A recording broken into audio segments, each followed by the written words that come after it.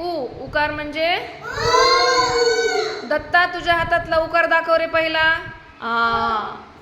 या उकाराला याला उकार म्हणतात, पहिला उकार म्हणतात. कसला उकार म्हणतात? एखाद्या अक्षराला जर जोडला तर क चा काय होत असतो? कु होत असतो. आता दत्ता म्हणेल आणि तुम्ही त्याच्या मागं म्हणा. स्टार्ट.